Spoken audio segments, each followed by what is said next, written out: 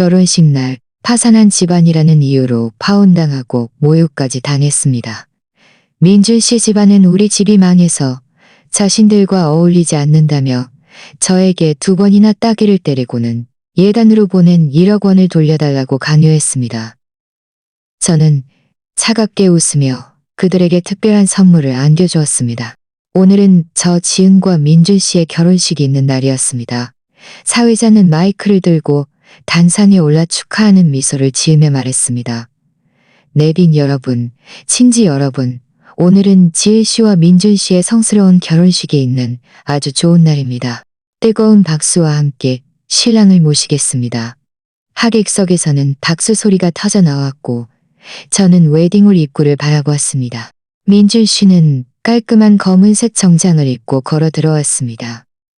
그는 짙은 눈썹과 큰 눈, 훤칠한 키로 잘생긴 편이었지만 왠지 모르게 그의 얼굴에는 기쁨의 기색이 없었고 오히려 차가운 기운마저 감돌았습니다. 제 마음은 덜컥 내려앉으며 불길한 예감이 스쳤지만 이내 애써 눌러 담았습니다. 결혼을 앞두고 긴장해서 그런 거겠지 하고 스스로를 위로했습니다. 민준 씨는 제 앞에 성큼 걸어왔지만 예물 교환식 때처럼 제 손을 잡아주지 않았습니다. 오히려 미간을 찌푸린 채 그의 눈빛에는 온통 혐오감이 가득했습니다. 제가 무슨 일이냐고 막 입을 열려는 순간 그가 갑자기 저를 거칠게 밀쳐냈고 그의 목소리는 우렁차고 귀에 거슬렸습니다. 웨딩홀은 순식간에 정적이 흘렀습니다. 민준 씨는 말했습니다. 지은 씨, 이 결혼 못하겠습니다. 제 머릿속은 웅 하는 소리와 함께 하얗게 비어버렸습니다.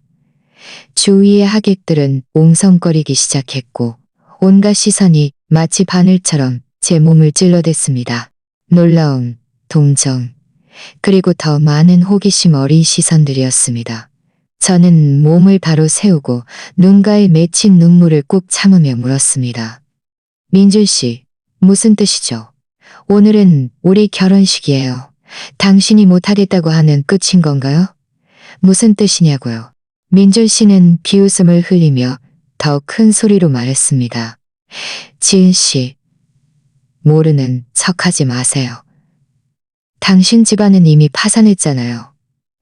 이제는 빈털터리 신세인데 우리 민준 집안에 어울리기나 합니까? 나 민준에게 어울리기나 하냐고요. 우리 집안이 파산하면 어때서요? 저는 주먹을 꽉 쥐어 손톱이 손바닥을 깊숙이 파고들었습니다. 처음에 당신이 저를 쫓아다닐 때는 왜 제가 당신에게 어울리지 않는다고 말하지 않았죠?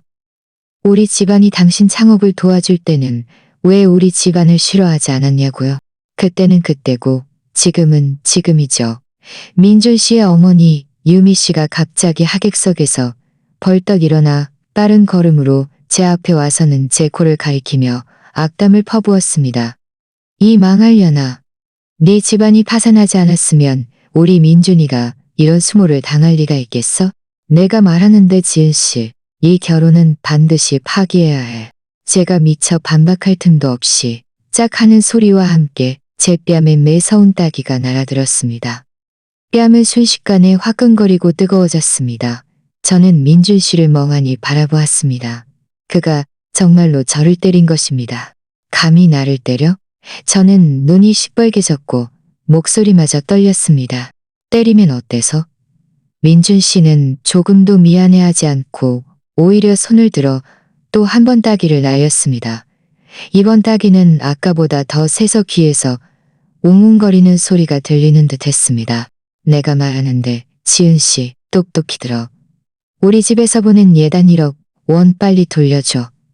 안 그러면 이 도시에서 발도 못 붙이게 할 테니까. 1억 원의 예단. 당시 그의 집에서 예단을 보낼 때 저희 부모님은 민준 씨와 잘 지내라고 특별히 당부하셨습니다. 그런데 지금 그는 고작 1억 원 때문에 결혼식장에서 사람들 앞에서 저를 모욕하고 심지어 손찌검까지 한 것입니다. 주위의 웅성거림은 점점 커졌습니다. 어떤 사람은 제가 불쌍하다고 했고 어떤 사람은 우리 집안이 파산했으니 자업자득이라고 했으며 또 어떤 사람들은 민준 씨 모자에게 동조하며 저를 비난했습니다. 저는 붉은 카펫 중앙에 서서 순백의 웨딩드레스를 입은 채 마치 구경거리가 된 광대처럼 사람들에게 둘러싸여 있었습니다. 하지만 왠지 모르게 마음속에 억울함과 분노가 극에 달하자 오히려 서서히 차분해졌습니다. 저는 손을 들어 입가에 묻은 핏자국을 닦고 고개를 들어 민준 씨와 유미 씨를 똑바로 바라보았습니다. 입가에는 차가운 비웃음이 서서히 번졌습니다. 민준 씨는 제 비웃음의 불안감을 느꼈는지 사납게 말했습니다. 뭘 웃어? 빨리 돈이나 내놔. 저는 그를 무시하고 시선을 돌려 웨딩홀 전체의 하객들을 훑어보았습니다. 크지 않은 목소리였지만 모든 사람의 귀에 선명하게 들렸습니다. 예단은 돌려드리겠습니다. 이 말을 듣자 민준 씨와 유미 씨의 얼굴에는 한 미소가 떠올랐습니다. 하지만 제 다음 말은 그들의 미소를 순식간에 얼어붙게 만들었습니다. 저는 그들을 바라보며 한 글자 한 글자 또렷하게 말했습니다. 하지만 예단을 돌려드리기 전에 민준 씨 집안에 특별한 선물을 먼저 해야겠네요. 이 선물은 당신들이 평생 기억할 만한 것일 겁니다. 특별한 선물이라고? 유미 씨는 처음에는 어리둥절했지만 이내 날카롭고 가는 웃음소리를 터뜨렸습니다. 듣는 사람의 마음을 불안하게 만드는 웃음소리였습니다. 유미 씨는 말했습니다. 지은 씨, 혹시 맞아서 바보가 된 거 아니야? 네 집안은 이미 망했는데 무슨 대단한 선물을 할 수 있겠어? 여기서 신비한 척하지 말고 빨리 예단 1억 원이나 내놔. 안 그러면 오늘 이 웨딩홀에서 한 발자국도 못 나갈 줄 알아. 민준 씨도 거들었습니다. 맞아. 당신은 이제 아무것도 없는 빈털털이잖아. 말만 번지르르하게 하는 것 말고 뭘 할 수 있는데? 다들 시간 낭비하지 말고 빨리 돈이나 내놔. 안 그러면 나도 가만히 있지 않을 거야. 저는 그들의 고함 소리를 무시하고 천천히 손을 들어 맞아서 부어오른 뺨을 가볍게 쓸어보았습니다. 그 화끈거리는 통증은 이 모자가 얼마나 추악한지 시시각각 일깨워주었습니다. 주위의 하객들은 다시 웅성거리기 시작했습니다. 어떤 사람은 제가 죽어도 체면을 지키려 한다고 했고, 어떤 사람은 민준 씨 모자가 너무하다고 했으며, 또 어떤 사람은 휴대폰을 꺼내 몰래 사진을 찍거나 동영상을 녹화했습니다. 저는 휴대폰을 들고 있는 사람들을 흘끗 보았지만 막지 않았습니다. 잘 됐다. 이 모든 것을 찍어두게 해. 나중에 이 모든 것이 증거가 될 테니까. 지은 씨, 말 좀 해봐. 민준 씨는 제가 대꾸하지 않자 초조해하며 한 걸음 앞으로 다가와 제 팔을 잡으려 했습니다. 저는 휙 뒤로 물러서며 날카로운 눈빛으로 그를 바라보았습니다. 민준 씨, 나한테 손대지 마세요. 나 지은은 아무리 몰락했어도 당신이 함부로 때리고 잡을 수 있는 사람이 아니에요. 제 기세에 민준 씨는 순식간에 주춤했습니다. 그는 그 자리에 멍하니 서서 더 이상 다가오지 못했습니다. 유미 씨는 상황을 보고 즉시 뛰쳐나와 악을 썼습니다. 이 망할 계집애가 감히 우리 민준이를 노려봐? 내가 말하는데 오늘 이 1억 원은 반드시 돌려줘야 해. 1원도 깎을 수 없어. 안 그러면 내가 바닥에 드러누워 안 일어날 거야. 사람들이 너 같은 파산자의 얼굴을 다 보게 할 거라고. 이것이 민준 씨 어머니의 막무가내식 행패였습니다. 정말 대단한 솜씨였습니다. 저는 속으로 비웃었지만 겉으로는 여전히 침착했습니다. 유미 아주머니, 그렇게 조급하게 행패 부리지 마세요. 제가 예단은 돌려드리겠다고 했잖아요. 하지만 특별한 선물도 반드시 전해드려야죠. 말을 하면서 저는 웨딩드레스 주머니에서 녹음기를 꺼냈습니다. 이 녹음기는 아빠가 예전에 비상시에 대비해 가지고 다니라고 주신 것이었는데 오늘 정말 요긴하게 쓰였습니다. 민준 씨와 유미 씨는 제 손에 들린 녹음기를 보고 얼굴색이 순식간에 변했습니다. 민준 씨는 날카롭게 물었습니다. 지은 씨, 녹음기를 들고 뭘 하려는 거야? 협박이라도 하려는 거야? 협박이요? 저는 가볍게 웃으며 녹음기의 재생 버튼을 눌렀습니다. 저는 단지 여러분이 민준 씨 집안이 어떻게 은혜를 원수로 갚고 뒤통수를 쳤는지 듣게 하고 싶었을 뿐이에요.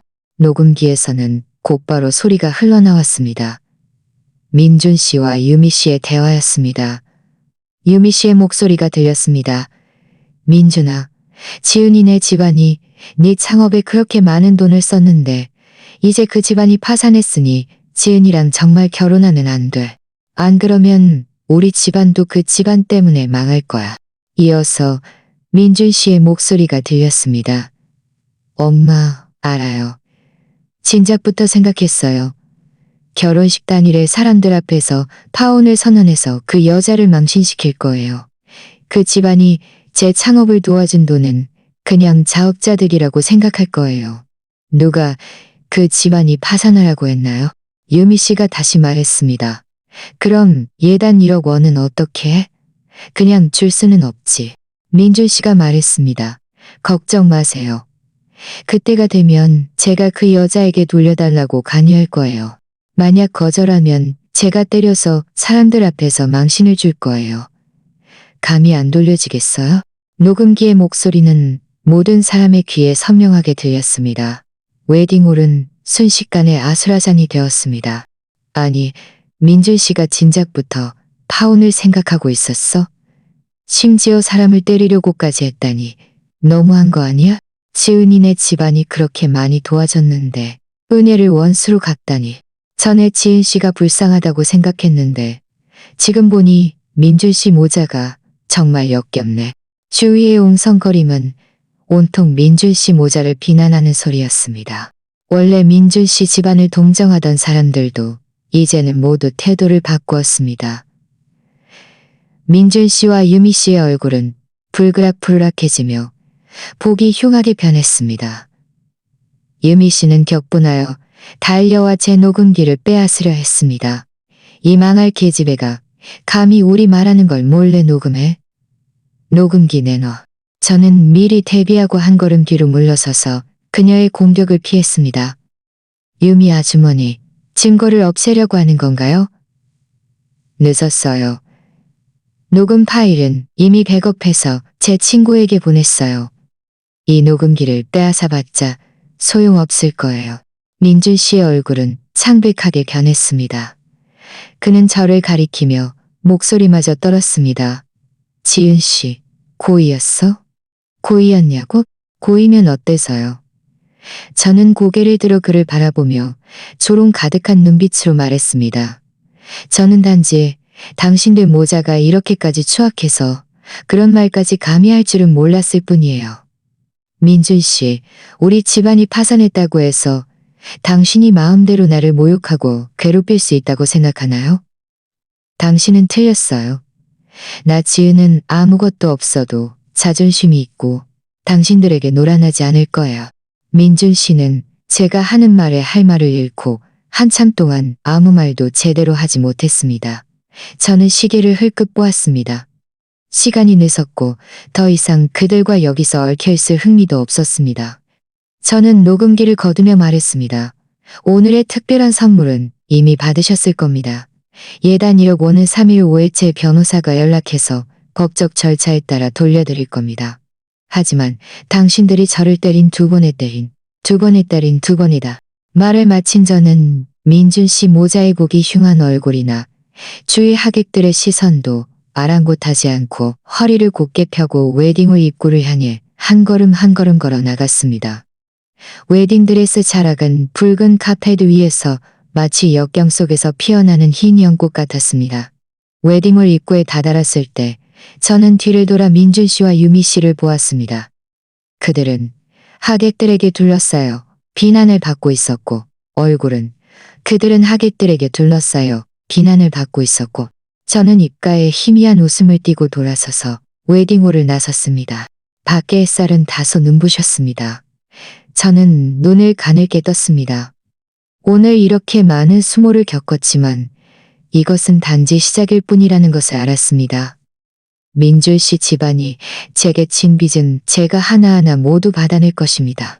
웨딩홀을 나오자마자 제 휴대폰이 울렸습니다. 휴대폰을 꺼내보니 모르는 번호였습니다. 저는 잠시 망설이다가 통화 버튼을 눌렀습니다.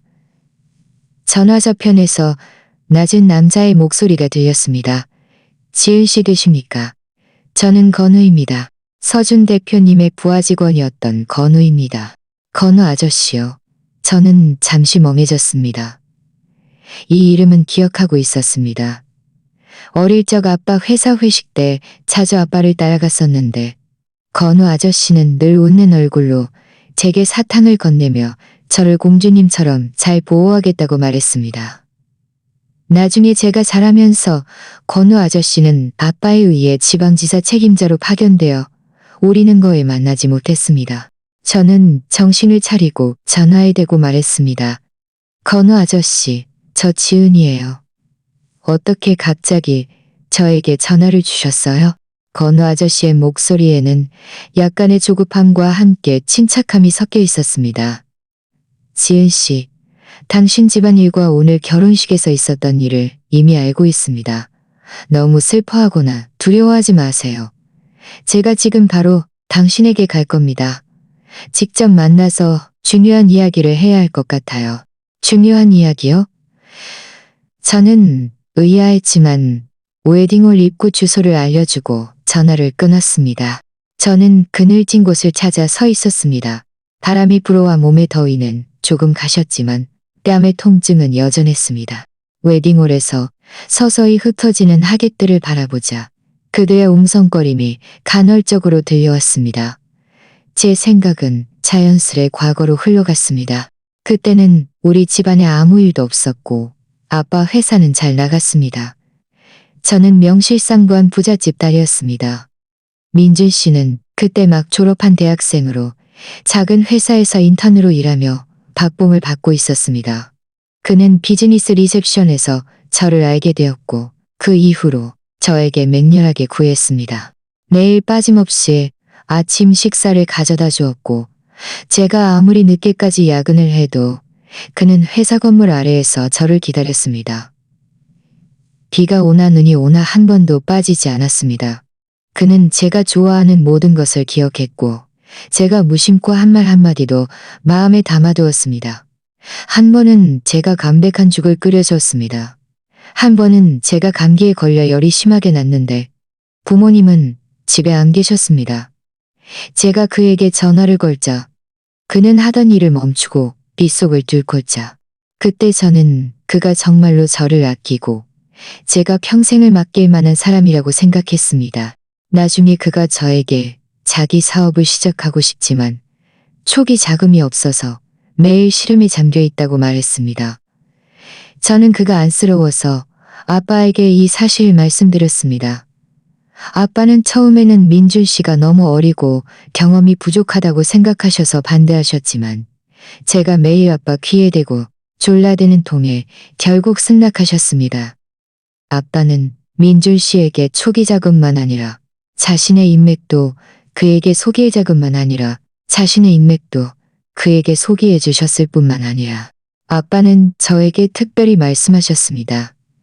지은아, 네가 그를 돕는 것을 반대하는 건 아니지만 창업은 쉽지 않은 일이니 조심해야 해. 다른 사람에게 속지 않도록. 지금 생각해보면 그때 아빠는 이미 민준 씨가 뭔가 수상하다는 것을 눈치채셨던 걸까요? 제가 너무 어리석어서 사랑에 눈이 멀어 아빠의 말씀을 전혀 마음에 담아두지 않았던 것입니다. 민준 씨의 회사는 처음에는 잘 풀리지 않았고 몇 번이나 파산 위기에 처했습니다.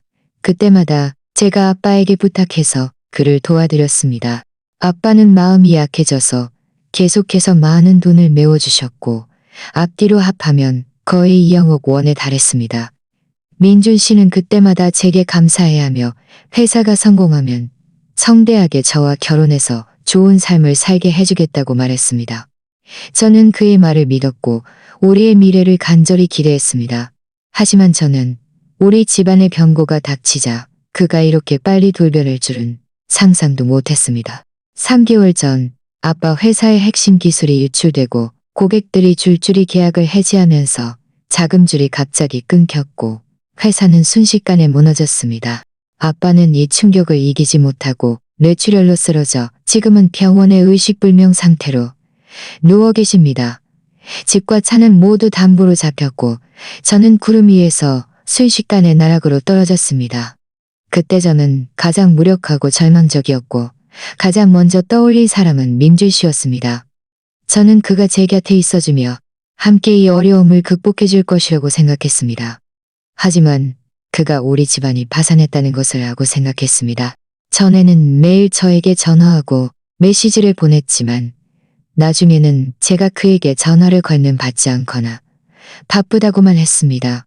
저는 그때도 바보같이 그가 정말 바빠서 우리의 미래를 위해 고군분투하고 있다고 생각했습니다. 그러다가 한 번은 그 회사에 찾아가 결혼 문제에 대해 상의하려 했는데 그와 그의 어머니 유미 씨가 사무실에서 제 험담을 하는 것을 듣게 되었습니다. 바로 녹음기에 녹음된 그 이야기들이었습니다. 그 순간 저는 비로소 그의 진짜 얼굴을 완전히 보게 되었습니다. 그가 저에게 잘해준 것, 저에게 한 약속들은 모두 가짜였던 것입니다. 그는 제 집안의 돈을 보고 부잣집 딸인 제 신분을 보고 접근했던 것입니다.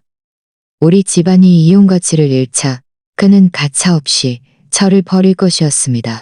이런 생각을 하자 제 마음속의 증오심은 점점 커져갔습니다. 제가 그동안 바친 노력들이 아깝고 제 어리석음이 우스웠습니다. 지은 씨. 익숙한 목소리가 제 생각을 끊었습니다. 고개를 들어보니 검은색 세단 한 대가 제 앞에 멈춰 섰고 차창이 내려가며 익숙한 얼굴이 드러났습니다. 바로 건우 아저씨였습니다. 건우 아저씨는 차에서 빠르게 내려와 제 얼굴의 붉은 붓기를 보고는 눈빛이 순식간에 날카로워졌습니다. 지은 씨, 얼굴이 왜 그래요? 민준 그 망할 자식이 때린 거예요. 저는 고개를 끄덕였고 목소리는 약간 잠겨 있었습니다. 건우 아저씨, 그 사람이 때렸어요. 건우 아저씨는 분노에 몸을 떨며 이를 갈았습니다. 이 은혜를 모르는 자식. 그땐 서준 대표님이 도와주지 않았으면 그가 오늘날의 그가 될 수 있었겠어? 감히 당신에게 이렇게 하다니. 걱정 마세요, 지은 씨. 서준 대표님은 제게 은인이세요. 제가 반드시 당신의 억울함을 풀어드릴 겁니다. 건우 아저씨의 분노한 모습을 보자 제 마음속에는 따뜻한 기운이 밀려왔습니다. 제가 가장 몰락하고 무력할 때 아직도 저를 위해 나서주려는 사람이 있다니. 이것은 제게 몇 배의 용기를 주었습니다. 건우 아저씨는 감정을 가라앉히고 제게 말했습니다. 지은 씨, 여기는 이야기할 곳이 아닙니다. 일단 저와 함께 차에 타세요. 안전한 곳으로 모시고 갈 겁니다. 당신 아버지와 회사에 관한 중요한 일이 있어서 반드시 직접 말씀드려야 합니다. 제 마음이 움직였습니다. 건우 아저씨가 말하려는 것이 우리 집안 회사 파산에 관한 일일까요? 저는 망설이지 않고 고개를 끄덕이며 건우 아저씨를 따라 차에 탔습니다. 건우 아저씨는 차를 아주 안정적으로 운전했고 차 안의 에어컨은 적당하게 조절되어 제 몸에 마지막 더위를 식혀주었습니다. 저는 조수석에 기대어 제 몸에 마지막 더위를 식혀주었습니다. 저는 조수석에 기대어 창밖으로 빠르게 스쳐 지나가는 풍경을 바라보며 마음속에 온통 의문이 가득했습니다. 건우 아저씨가 아버지와 회사에 관여 약 30분 정도 운전하자 차는 한적한 별장 입구에 멈춰 섰습니다. 이 별장은 어렴풋이 기억하고 있었습니다. 어릴 적 아빠가 몇 번 데려오셨었는데 회사 비밀 사무실 중 한 곳으로 일반적으로 외부인에게는 공개되지 않는다고 했습니다. 건우 아저씨가 먼저 차에서 내려 조수석 쪽으로 와서 문을 열어주었습니다. 지은 씨, 도착했습니다. 안으로 들어가서 이야기하죠. 저는 건우 아저씨를 따라 별장 안으로 들어갔습니다. 내부 인테리어는 매우 간결했고 거실 중앙에는 긴 회의 테이블이 놓여 있었고 주위에 몇 개의 의자가 있었습니다. 건우 아저씨는 제게 따뜻한 물 한 잔을 따라주며 제 손을 건넸습니다. 지은 씨, 먼저 물 한 모금 마시고 진정하세요. 저는 물잔을 받아들었습니다. 따뜻한 물이 목구멍을 타고 넘어가자 긴장했던 신경이 조금 풀렸습니다. 저는 건우 아저씨를 바라보며 단도직입적으로 물었습니다. 건우 아저씨, 대체 무슨 말씀을 하시려는 거예요? 우리 집안 회사에 관한 일인가요? 건우 아저씨는 고개를 끄덕였고 얼굴색은 진지해졌습니다. 지은 씨, 먼저 마음의 준비를 하세요. 사실 당신 집안 회사는 정말로 파산한 것이 아닙니다. 이 모든 것은 당신 아버지가 꾸민 함정입니다. 뭐라고요? 제 손에 들린 물잔이 바닥에 떨어질 뻔했습니다. 저는 믿기지 않는 눈으로 건우 아저씨를 바라보았습니다. 건우 아저씨? 우리 집안 회사가 파산한 게 아니라고요? 그게 어떻게 가능해요? 아빠는 회사 일 때문에 의식불명 상태로 누워 계시잖아요. 당신 아버지의 병은 사실입니다. 하지만 회사 파산으로 인한 절망 때문에 생긴 것은 아닙니다. 건우 아저씨는 한숨을 쉬며 천천히 말했습니다. 약 반년 전 당신 아버지는 회사 내부에 문제가 있다는 것을 발견했습니다. 누군가 몰래 회사의 자산을 빼돌리고 있었고 회사의 핵심 기술을 훔치려 시도했습니다. 당신 아버지는 이 사실을 눈치챘지만 소문을 내지 않았습니다. 상대방이 회사 내부에 깊이 뿌리내리고 있다는 것을 알고 계셨기 때문에 자칫 잘못하면 상대방이 벼랑 끝에 몰려 회사의 자산을 모두 챙겨 달아날 수도 있었기 때문입니다. 저는 심장이 쿵쾅거리는 것을 느끼며 급히 물었습니다. 그럼 아빠는 왜 그 사람을 직접 찾아내지 않으셨어요? 당신 아버지는 상대방이 얼마나 많은 공범을 가지고 있는지, 그리고 상대방의 배후에 더 큰 세력이 있는지 확신할 수 없었기 때문입니다. 건우 아저씨는 계속해서 말했습니다. 이 모든 사람을 한 번에 잡아들이기 위해 당신 아버지는 이 함정을 꾸미기로 결정했습니다. 고의로 회사가 핵심 기술 유출과 자금줄 증거를 수집할 수 있을 겁니다. 고의로 회사가 핵심 기술 유출과 자금줄로 인해 파산한 거죠. 이렇게 하면 상대방은 경계간 거죠. 저는 마침내 이해했습니다. 우리 집안 회사의 파산은 가짜였고 아빠는 내부의 배신자를 찾아내기 위해 고의로 그렇게 하신 것이었습니다. 그럼 아빠의 의식불명은요? 건우 아저씨는 제 생각을 읽은 듯 말했습니다. 당신 아버지의 뇌출혈은 장기간의 고강도 업무와 감정을 숨겨야 하는 과도한 스트레스로 인해 발생한 것입니다. 하지만 걱정 마세요. 의사들은 당신 아버지의 상태가 이미 안정되었고 잘 요양하시면 언젠가는 깨어나실 것이라고 말했습니다. 게다가 당신 아버지는 의식불명 상태가 되기 전에 모든 일을 다 준비해 두셨고 저에게 몰래 당신을 보호하며 적절한 시기에 진실을 알려주라고 하셨습니다. 그럼 우리 집의 집과 차는요? 그것들도 모두 가짜였나요? 제가 다시 물었습니다. 그것들은 실제로 담보로 잡혔습니다. 하지만 모두 당신 아버지가 고의로 준비한 것입니다. 이 함정을 더 현실적으로 보이게 하기 위한 목적이었죠. 건우 아저씨는 말했습니다. 하지만 걱정 마세요. 그 부동산과 차량은 우리가 되찾을 수 있는 방법이 있습니다. 게다가 당신 아버지는 이미 회사의 핵심 자산과 대부분의 자금을 안전한 곳으로 옮겨두셨고 당신의 이름으로 신탁 기금도 넣어두셨습니다. 당신이 평생을 걱정 없이 살 수 있을 만큼 충분한 금액입니다. 이 말을 듣자 저는 더 이상 참지 못하고 눈물이 왈칵 쏟아졌습니다. 아빠는 줄곧 저를 묵묵히 보호하고 계셨던 것입니다. 아빠는 한 번도 회사를 포기하지 않으셨고 저를 포기하지 않으셨습니다. 저는 그동안 집안의 변고 때문에 절망했고 심지어 아무것도 없다고 생각했는데 이제야 아빠가 저를 위해 미리 길을 닦아두셨다는 것을 알게 되었습니다. 건우 아저씨는 제게 손수건을 건네며 말했습니다. 지은 씨, 울지 마세요. 당신 아버지가 이렇게 하신 것은 당신이 평안하게 살기를 바라셨기 때문입니다. 이제 진실을 알았으니 이제 선택을 해야 합니다. 계속 신분을 숨기고 당신 아버지가 깨어나기를 기다릴 것인지 아니면 당신이 직접 나서서 회사를 해친 내부 배신자들과 배후 세력을 찾아낼 것인지 저는 눈물을 닦고 눈빛을 굳건히 했습니다. 저는 결혼식에서 민준 씨 모자에게 당한 모욕을, 그들의 은혜를 모르는 얼굴을, 그리고 우리 집안이 파산한 후 저를 외면했던 사람들을 떠올렸습니다. 저는 이렇게 그냥 넘어갈 수 없었습니다. 아빠의 억울함을 풀어드리고 제 억울함도 풀어야 했습니다. 건우 아저씨, 제가 직접 나설게요.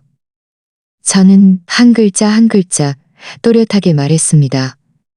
우리 집안을 해친 그 사람들, 그리고 민준 씨 모자, 단 한 명도 용서하지 않을 거예요. 제 굳건한 눈빛을 본 건우 아저씨는 고개를 끄덕이며 흐뭇한 미소를 지었습니다. 좋습니다. 역시 서준 대표님 딸이군요. 기계가 있습니다. 걱정 마세요. 제가 전폭적으로 돕겠습니다. 사실 당신 아버지가 이 함정을 꾸민 후 저는 계속 몰래 조사를 해왔고 이미 몇 가지 단서를 잡았습니다.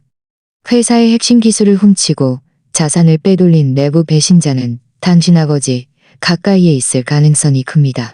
우리 아버지 가까이에요? 저는 미간을 찌푸렸습니다. 아빠 주변 사람들은 많지 않았고 모두 아빠와 오랜 세월 함께 일해온 옛 직원들이었습니다. 설마 그들 중 한 명일까요? 건우 아저씨는 말했습니다. 정확히 누구인지는 아직 확실한 증거가 없습니다.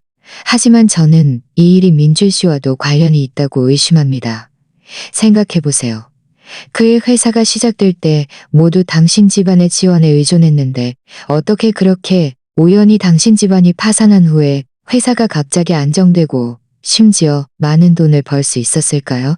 건우 아저씨의 말이 저를 일깨웠습니다. 맞습니다. 민준 씨의 회사는 그 전에는 늘 시들시들했고 모두 아빠의 도움에 의존했습니다. 그런데 우리 집안이 파산하자마자 그의 회사는 바로 나아지기 시작했습니다. 이것은 정말 의심스러웠습니다. 설마 민준 씨가 그 내부 배신자의 공범이었던 걸까요? 이런 생각을 하자 제 마음속의 증오심은 더욱 깊어졌습니다. 만약 정말 그렇다면 민준 씨는 제 감정을 속였을 뿐만 아니라 우리 집안을 해치고 아빠를 위험에 빠뜨린 것입니다. 이 빚은 제가 반드시 그와 잘 따져 물어야 할 것입니다.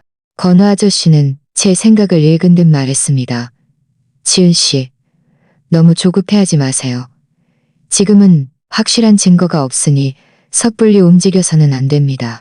앞으로 우리가 할 일은 계속해서 증거를 수집하는 것입니다. 증거가 확실해지면 그들에게 치명적인 일격을 가할 수 있습니다. 저는 고개를 끄덕이고 심호흡을 하며 스스로를 진정시키려 노력했습니다. 건우 아저씨 말씀대로 할게요. 앞으로 우리가 어떻게 해야 할까요? 건우 아저씨는 말했습니다. 첫째, 당신은 계속 신분을 숨기고 누구에게도 진실을 알았다는 것을 드러내지 마세요.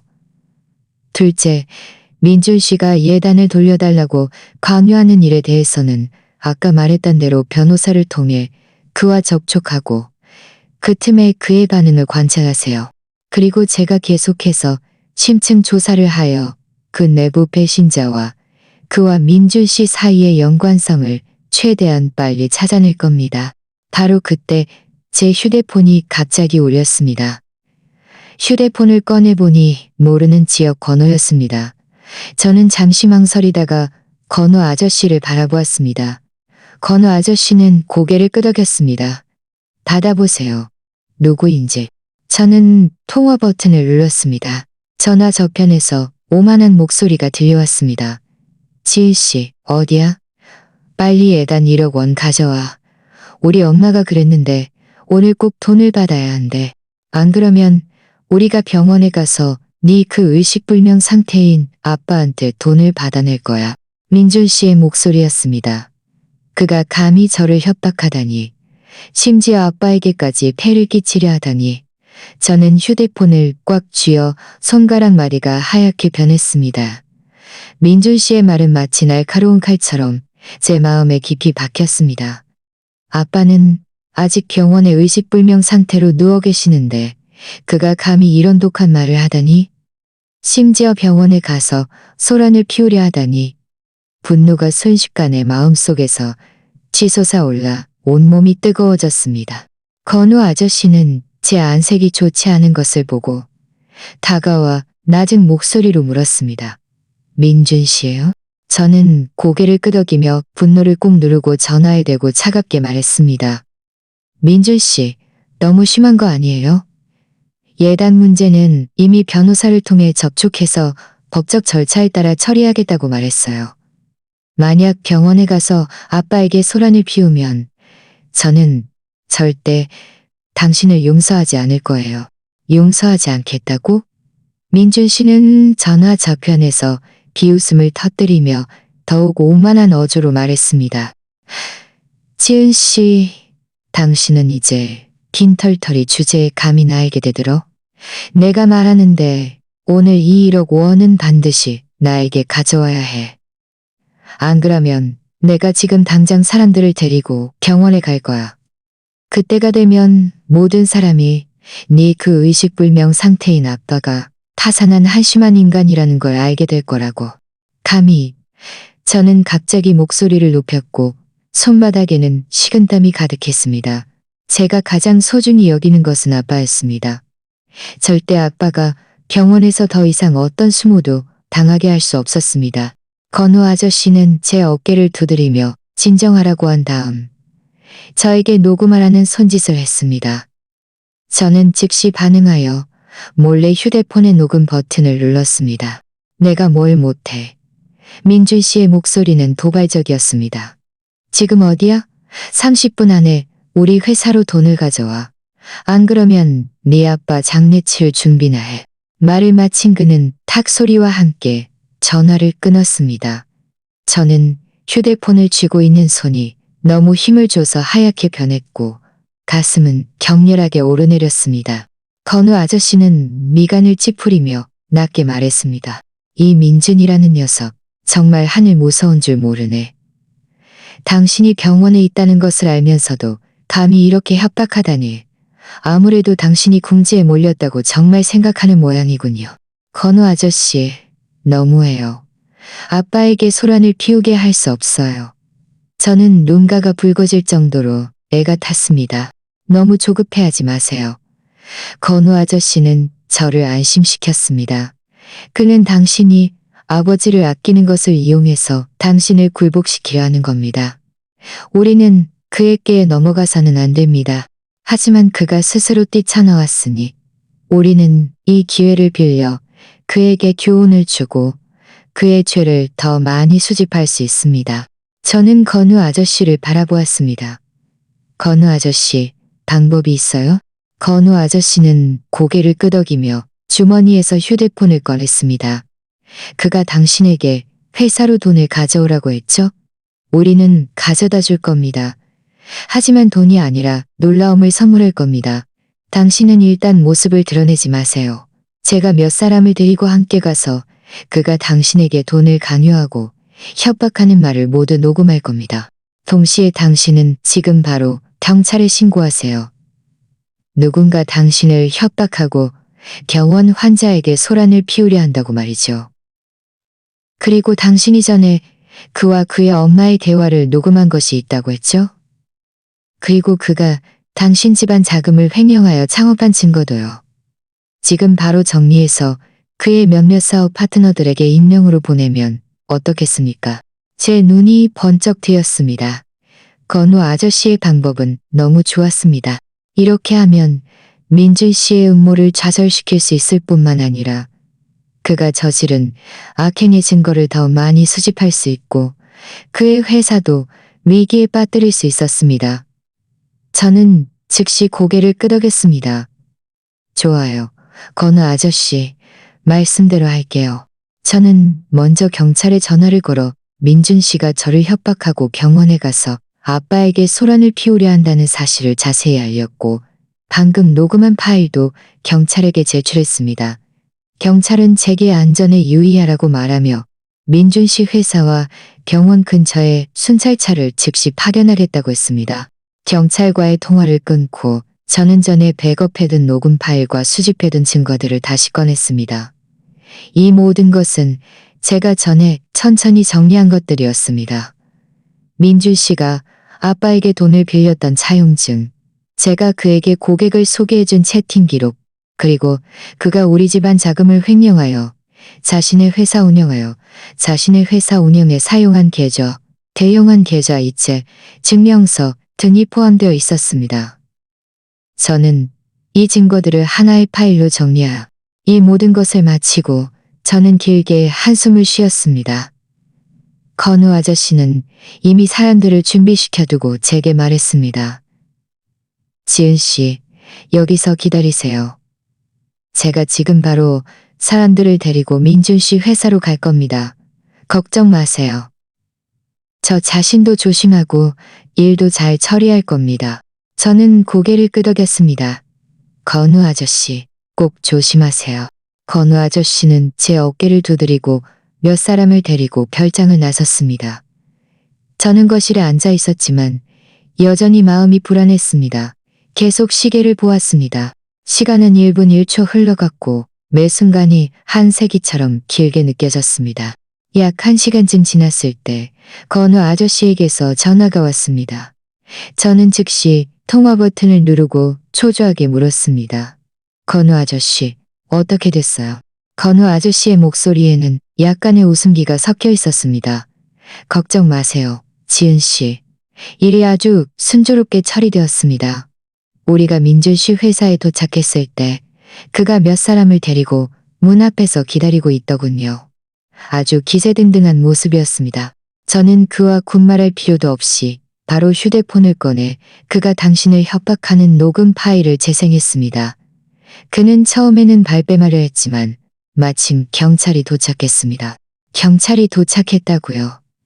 저는 놀라움에 물었습니다. 네, 경찰이 도착한 후 우리는 녹음 파일과 당신이 전에 녹음한 그와 그의 엄마의 대화 파일을 모두 경찰에게 제출했습니다. 경찰은 현장에서 그를 신문하고 경찰서로 데려갔습니다. 그가 데려온 사람들은 상황이 좋지 않자 진작에 도망쳤더군요. 건우 아저씨는 계속해서 말했습니다. 그리고 제가 소식을 들었는데 당신이 그 협력사들에게 보낸 증거가 효과를 발휘했습니다. 두 곳의 협력사는 이미 민준 씨 회사와의 협력을 잠정 중단하겠다고 명확히 밝혔고 한 곳은 증거를 확인 중인데 아마 곧 계약을 해지할 겁니다. 이 소식을 듣자 제 마음속에 큰 바위가 드디어 내려앉았습니다. 시원한 감정이 밀려왔습니다. 민준 씨, 이건 단지 시작일 뿐이야. 당신이 나에게 한 짓, 내가 하나하나 다 돌려받을 거야. 너무 잘 됐어요, 건우 아저씨. 저는 흥분해서 말했습니다. 고맙습니다. 고마워할 필요 없어요. 이건 제가 당연히 해야 할 일이에요. 건우 아저씨는 말했습니다. 하지만 너무 일찍 기뻐하지 마세요. 민준 씨는 단지 경찰서로 연행되어 신문을 받은 것뿐이에요. 기껏해야 비판과 교육을 받고 금방 풀려날 겁니다. 그가 풀려난 후에는 분명히 가만히 있지 않을 테니 우리는 더욱 조심해야 합니다. 저는 진정하고 고개를 끄덕였습니다. 알아요, 건우 아저씨. 방심하지 않을 거예요. 앞으로 우리는 그와 내부 배신자가 결탁한 증거를 계속 수집해야 해요. 맞아요. 건우 아저씨는 말했습니다. 제가 이미 계속해서 조사를 진행하도록 지시했습니다.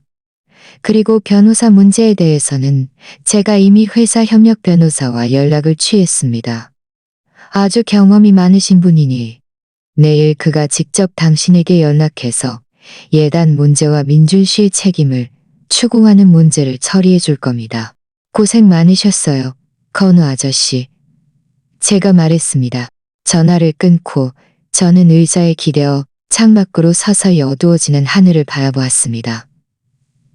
마음속에는 힘이 가득했습니다. 예전에는 온실 속의 공주님처럼 보호받으며 어려움이 닥치면 울기만 했지만 이제는 강해져야 합니다. 아빠를 위해서 그리고 저 자신을 위해서 그 나쁜 사람들과 끝까지 싸워야 합니다. 바로 그때 제 휴대폰이 또 울렸습니다. 이번에는 모르는 유선 전화 번호였습니다. 저는 잠시 망설이다가 통화 버튼을 눌렀습니다. 전화 저편에서 진지한 목소리가 들려왔습니다. 지은 씨 되십니까? 여기는 제1시립병원입니다. 유미라는 여성이 병원에서 소란을 피우고 있는데 당신 아버지 서준 씨를 찾고 있습니다. 잠시 들러주실 수 있겠습니까? 유미 씨, 그 여자가 정말로 병원에 가서 소란을 피웠다니. 제가 겨우 가라앉혔던 분노가 다시 치밀어 올랐습니다. 이 여자는 아들과 똑같이 악랄했습니다. 저는 이를 악물고 말했습니다. 네, 지금 바로 갈게요. 경원과의 통화를 끊고 저는 더 이상 앉아있을 수 없었습니다. 가방을 옮겨쥐고 문을 향해 뛰쳐나갔습니다. 유미 씨, 이 여자는 정말 해도 너무했습니다. 병원에 가서 소란을 피우다니. 만약 아빠에게 폐를 끼치면 절대 용서하지 않을 것입니다. 별장 문을 나서자마자 건우 아저씨가 사람들을 데리고 돌아오는 것을 보았습니다. 건우 아저씨는 제가 급하게 나서는 모습을 보고 급히 달려와 저를 막았습니다. 지은 씨, 어디 가요? 건우 아저씨, 유미 씨가 병원에 가서 소란을 피우고 있어요. 아빠를 찾아갔다고요. 저는 목소리가 떨릴 정도로 애가 탔습니다. 지금 당장 가야 해요. 건우 아저씨의 얼굴은 순식간에 굳어졌고 눈빛에는 분노가 가득했습니다. 이 유미라는 여자, 정말 아들하고 똑같이 파렴치하네. 감히 병원에 가서 소란을 피우다니. 지은 씨, 당황하지 마세요. 제가 함께 갈게요. 마침 일도 다 처리되었으니 몇 사람을 더 데려가는 것이 좋겠네요. 서로 도울 수도 있고요. 저는 고개를 끄덕였습니다. 지금은 시간을 지체할 때가 아니었습니다. 저와 건우 아저씨, 그리고 그가 데려온 두 사람은 서둘러 차에 탔습니다. 건우 아저씨는 엑셀을 밟았고 차는 제1시립병원 방향으로 질주했습니다. 가는 내내 제 마음속으로는 유미 씨가 아빠에게 폐를 끼치지 않았기를, 아빠가 무사하기를 기도했습니다. 저는 주먹을 꽉 쥐었고 마음속의 증오심은 점점 깊어졌습니다. 민준 씨 모자가 계속해서 제 인내심의 한계를 시험하고 있었습니다. 이번에는 제가 반드시 그들에게 대가를 치르게 할 것입니다. 약 20분 후 차는 병원 입구에 멈춰 섰습니다. 저는 차 문을 열고 빠른 걸음으로 입원실 건물로 달려갔습니다. 입원실 건물 아래 도착하자마자 날카로운 고함 소리가 들려왔습니다. 바로 유미 씨의 목소리였습니다. 서준 씨, 당장 나와. 네 딸이 우리 집안에 1억 원의 예단을 빚졌어. 당장 나와서 돈 갚아. 유미 씨는 허리에 손을 얹고 입원실 로비에서 큰 소리로 소리치며 많은 구경꾼들을 불러 모았습니다. 여러분, 다들 들어보세요. 이 서준이라는 사람은 예전에 큰 사장이었는데 이제 파산해서 그의 딸이 우리 집안의 예단을 먹게 하려고 해. 내 아들이 착하게 결혼해 주려고 했는데 감히 은혜도 모르고 내 아들에게 대들어. 주위 사람들은 빙 둘러서서 유미 씨를 손가락질하며 수군거렸고 어떤 사람들은 휴대폰으로 사진을 찍었습니다.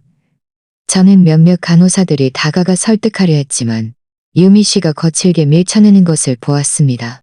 유미 씨, 그만 안 해? 저는 빠른 걸음으로 다가가 날카롭게 소리쳤습니다.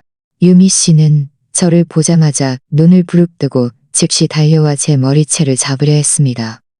지은 씨, 드디어 왔구나. 빨리 예단 1억 원 내놔. 안 그러면 오늘 여기서 눌러 앉을 거야. 건우 아저씨는 눈치 빠르게 유미 씨의 손목을 잡아채고 힘껏 뿌리쳤습니다. 유미 씨는 몇 걸음 뒤로 물러서며 넘어질 뻔했습니다. 뭘 하려는 거야? 여기는 병원이야. 당신이 난동 부릴 곳이 아니라고. 건우 아저씨는 차갑게 말했습니다. 그의 눈빛 속 위험에 유미 씨는 더 이상 다가오지 못했습니다. 유미 씨는 몸을 바로 세우고 건우 아저씨 뒤에 두 사람이 더 따라온 것을 보고는 마음속으로 약간 주춤했지만 입으로는 여전히 지지 않았습니다. 당신은 누구야? 여기는 당신이 상관할 일이 아니야. 나는 지은 씨한테 우리 집안 예단을 달라고 하는 거야. 당연한 권리잖아. 저는 비웃음을 흘리며 유미 씨 앞으로 다가가 휴대폰을 꺼내 재생 버튼을 눌렀습니다. 휴대폰에서는 즉시 이전에 유미 씨와 민준 씨의 대화가 흘러나왔습니다.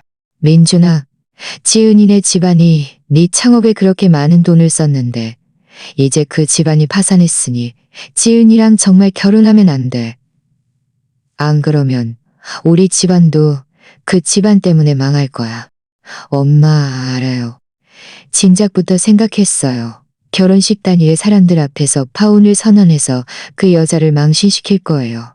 그 집안이 제 창업을 도와준 돈은 그냥 자업자득이라고 생각할 거예요.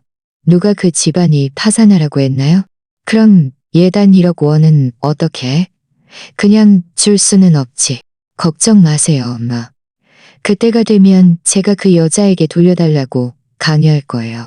만약 거절하면 제가 때려서 사람들 앞에서 망신을 줄 거예요. 감히 안 돌려주겠어요. 녹음된 목소리는 모든 사람의 귀에 선명하게 들렸습니다. 구경하던 사람들은 순식간에 아수라장이 되었고 유미 씨를 바라보는 눈빛은 비웃음과 분노로 가득했습니다. 아니, 이 모자가 진작부터 파혼을 계획하고 있었다니. 심지어 사람을 때리려고까지 하다니 너무 파렴치한 거 아니야? 남의 집안이 그렇게 많이 도와줬는데 은혜를 원수로 갚다니. 심지어 예단을 달라고 할 자격이 있어? 내가 보기엔 그들의 지은이네. 집안이 도와준 돈을 돌려줘야 할 것 같은데. 주위의 웅성거림은 칼날처럼 유미 씨에게 박혔습니다. 유미 씨의 얼굴은 불그락불락해지며 보기 흉하게 변했습니다. 그녀는 당황하며 변명하려 했습니다. 아니야, 이렇지 않아. 이 녹음은 가짜야. 지은 씨가 위조한 거라고. 위조인지 아닌지는 조사해보면 알겠지. 저는 차갑게 말했습니다. 유미 씨, 여기서 난동을 부리면 예단을 받을 수 있다고 생각하나요? 당신은 틀렸어요. 저는 당신에게 예단을 쉽게 주지 않을 뿐만 아니라 당신과 민준 씨의 책임을 추궁할 겁니다. 당신들은 결혼식에서 사람들 앞에서 저를 모욕했고 민준 씨는 심지어 저를 때렸어요. 이제 당신은 병원에 와서 난동을 부리고 병원 질서를 어지럽히고 의식불명 상태인 제 아버지에게까지 폐를 끼치려 했죠. 이 모든 것을 제가 하나하나 기록해서 제 변호사에게 넘길 겁니다. 바로 그때 몇몇 경찰관이 들어왔습니다. 병원 직원들이 유미 씨가 너무 심하게 난동을 부리자 이미 경찰에 신고한 것이었습니다. 경찰은 유미 씨 앞으로 다가가 진지하게 말했습니다. 이 여성분, 공공질서 방해 혐의로 경찰서로 가서 조사에 협조해 주십시오. 유미 씨는 겁에 질려 다리가 풀려 바닥에 주저앉아 울부짖었습니다. 안 가. 나는 아무 잘못도 안 했어. 그들이 나한테 돈을 빚진 거라고. 잘못했는지 안 했는지는 경찰서에 가면 자연히 밝혀질 겁니다. 경찰은 더 이상 그녀와 군말할 필요도 없이 다가가 유미 씨를 부축하여 데려가려 했습니다. 유미 씨는 몸부림치면서도 저에게 소리쳤습니다. 지은 씨, 두고 봐. 내 아들이 너를 가만두지 않을 거야. 우리 민준 집안이 너를 가만두지 않을 거라고. 경찰에게 끌려가는 유미 씨를 보면서 제 마음속에는 조금의 동정심도 없었습니다. 이 모든 것은 그녀가 자초한 일이었습니다. 구경하던 사람들은 일이 해결되자 서서히 흩어졌습니다. 건우 아저씨가 제 옆으로 다가와 말했습니다. 지은 씨, 괜찮아요? 놀라지는 않았어요? 저는 고개를 저었습니다. 괜찮아요, 건우 아저씨. 고맙습니다. 방금 도와주셔서. 뭘 고마워해요. 이건 제가 당연히 해야 할 일이에요.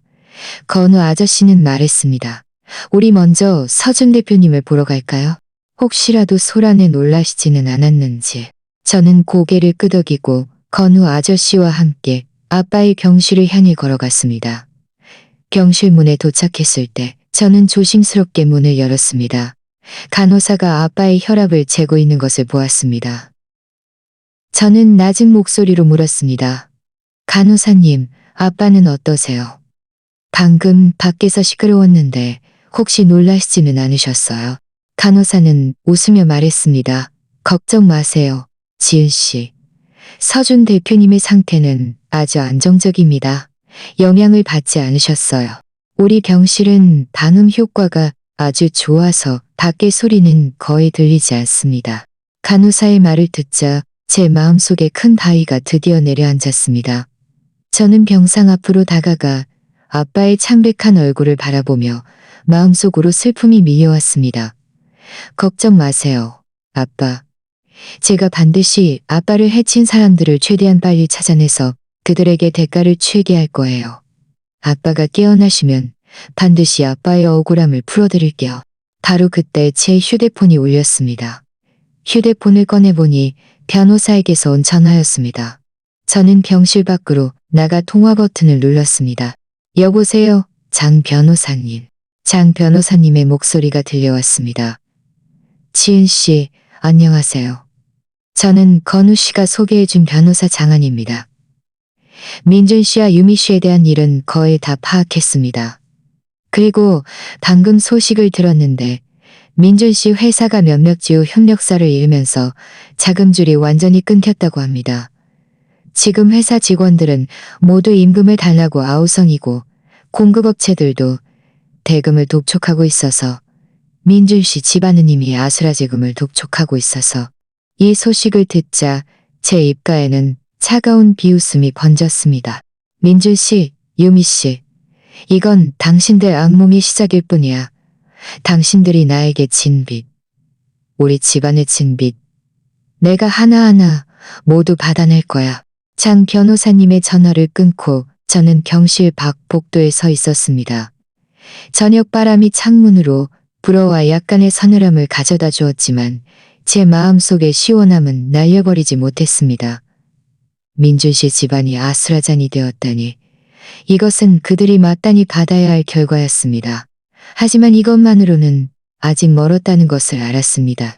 저를 배신하고 우리 집안을 위기에 빠뜨린 내부 배신자를 찾아내는 것이 가장 중요한 일이었습니다. 저는 돌아서서 병실로 돌아갔습니다. 건우 아저씨는 아빠의 병상 옆에 서서 진지한 눈빛으로 저를 보고 있었습니다. 제가 들어오자 그는 돌아서서 낮은 목소리로 물었습니다. 지은 씨? 장 변호사님 전화였어요? 무슨 소식이라도 있어요? 저는 고개를 끄덕이며 장 변호사님의 말을 건우 아저씨에게 전했습니다. 장 변호사님이 그러셨는데 민준 씨 회사 자금줄이 완전히 끊겨서 직원들은 임금을 달라고 아우성이고 공급업체들도 대금을 독촉하고 있대요. 민준 씨 집안은 지금 난리가 아니래요. 건우 아저씨는 입가에 차가운 비웃음을 띄었습니다. 이것이 바로 은혜를 모르는 자의 말로입니다. 하지만 우리도 방심해서는 안 됩니다. 민준 씨 그 사람은 성격이 편협해서 지금 궁지에 몰렸으니 어떤 극단적인 일을 저지를지 모릅니다. 앞으로 외출할 때는 반드시 안전에 유의하세요.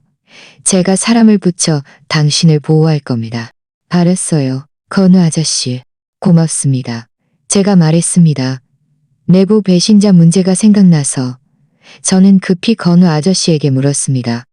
회사 내부 배신자 문제에 대해서는 아저씨 쪽에서 새로운 진전이 있었어요? 내부 배신자 이야기를 꺼내자 건우 아저씨의 얼굴은 진지해졌습니다. 그는 고개를 끄덕였습니다. 진전이 있습니다. 제가 사람을 시켜 지난 반년 동안 회사의 자금 흐름과 핵심 기술의 유출 기록을 조사하게 했는데 몇 건의 거액 자금이 익명으로 해외 계좌로 이체된 것을 발견했습니다.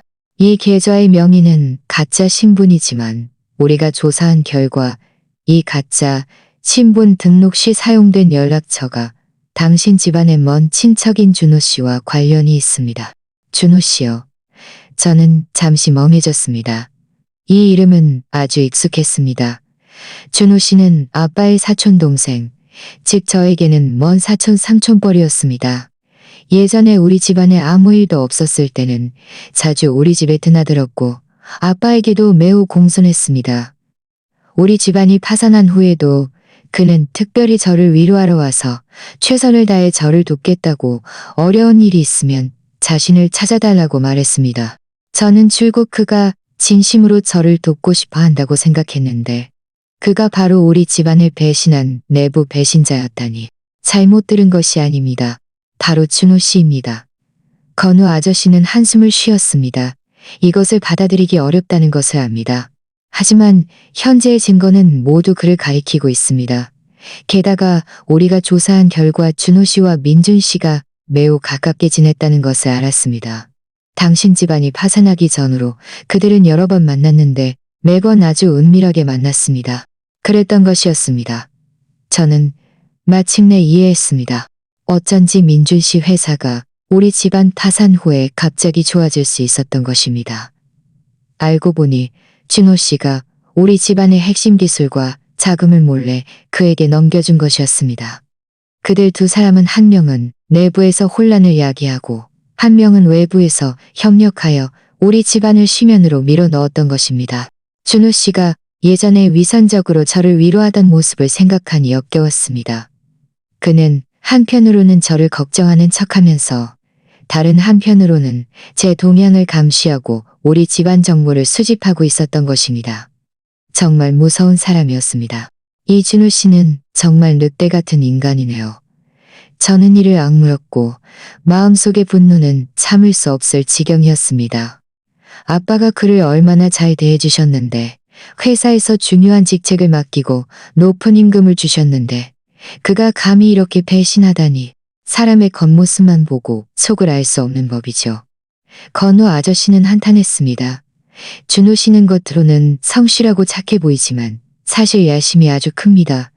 그는 줄곧 당신 아버지가 자신을 믿지 않고 회사 권한을 더 많이 넘겨주지 않는다고 생각하며 마음속에 불만을 품고 있었습니다. 이번에 민준 씨와 손을 잡은 것은 아마 이 기회를 빌려 당신 집안의 재산을 빼앗으려 한 것일 겁니다. 저는 진정하고 물었습니다. 건우 아저씨, 지금 우리가 준호 씨가 그랬다는 확실한 증거가 있나요? 건우 아저씨는 고개를 저었습니다. 아직 확실한 증거는 없습니다. 우리가 조사한 것은 단지 연락처와 만남 기록, 그리고 자금 흐름에 대한 간접적인 증거뿐입니다.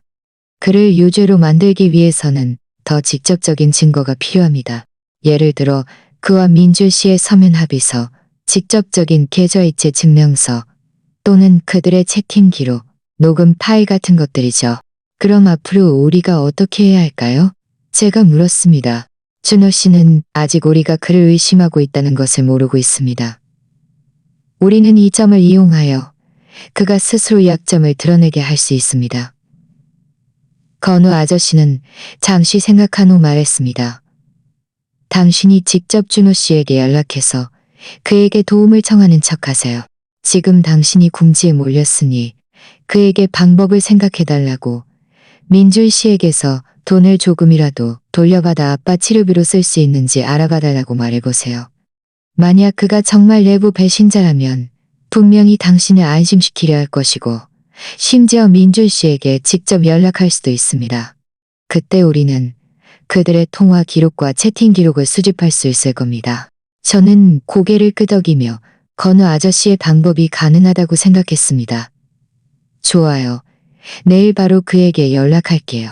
그날 밤 저는 병원 근처 호텔의 방을 잡아 머물렀습니다. 하나는 아빠를 돌보기 편리했고 다른 하나는 수치스러운 기억으로 가득 찬 집에서 멀리 떨어져 있고 싶었기 때문입니다. 침대에 누워 저는 뒤척이며 잠을 이루지 못했습니다. 머릿속에는 온통 준호 씨와 민준 씨가 손을 잡고 악행을 저지르는 장면과 병상에 누워 계신 아빠의 모습이 가득했습니다. 저는 결심했습니다. 반드시 최대한 빨리 충분한 증거를 수집하여 이 두 악인을 법의 심판대에 세울 것이라고. 다음 날 아침 일찍 저는 세수를 마치고 준호 씨에게 전화를 걸었습니다. 전화는 몇 번 울리다가 연결되었습니다. 준호 씨의 목소리는 여전히 걱정하는 어조였습니다. 지은아, 웬일로 나에게 전화를 다 했니? 혹시 무슨 어려운 일이라도 생긴 거니? 저는 일부러 무력하고 가련한 모습을 가장했고 목소리에는 흐느낌이 섞여 있었습니다. 저 큰일 났어요. 민준 씨하고 그 엄마가 저를 괴롭히고 예단을 돌려달라고 강요해요. 아빠는 아직 병원에 누워 계시고 매일 돈이 많이 들어가는데 저는 정말 궁지에 몰렸어요. 삼촌께 좀 도와달라고 부탁드리고 싶어요. 준호 씨는 전화 저편에서 한숨을 쉬었습니다. 지은아, 고생 많았구나. 걱정 마. 삼촌이 반드시 도와줄게. 어떻게 도와주면 좋겠니?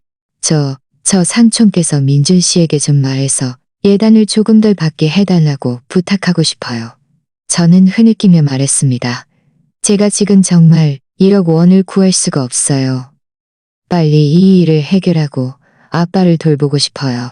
준호 씨는 잠시 망설이다가 말했습니다. 알았어, 지은아. 이 일은 내가 한번 알아볼게. 하지만 민준 씨 그 사람도 지금 많이 힘들어하는 것 같아서 내가 설득할 수 있을지는 모르겠어. 너무 조급해하지 말고 내 연락 기다려. 네, 고맙습니다, 삼촌.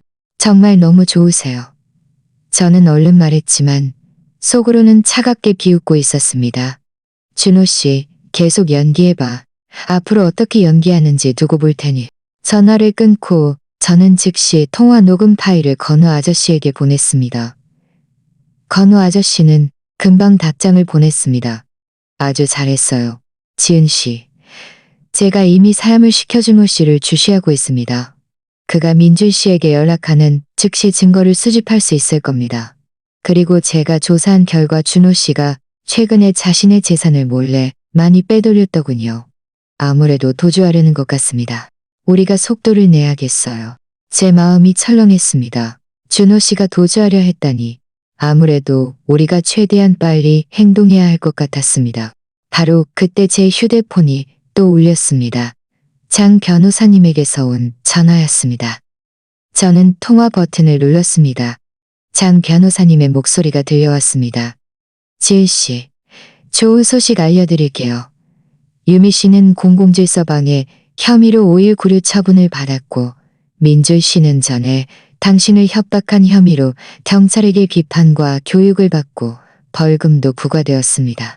하지만 민준 씨는 지금 감정이 매우 격앙되어 경찰서에서 당신에게 복수하겠다고 소리치고 있다고 합니다. 저는 전혀 놀라지 않았습니다. 민준 씨는 그런 사람이었습니다.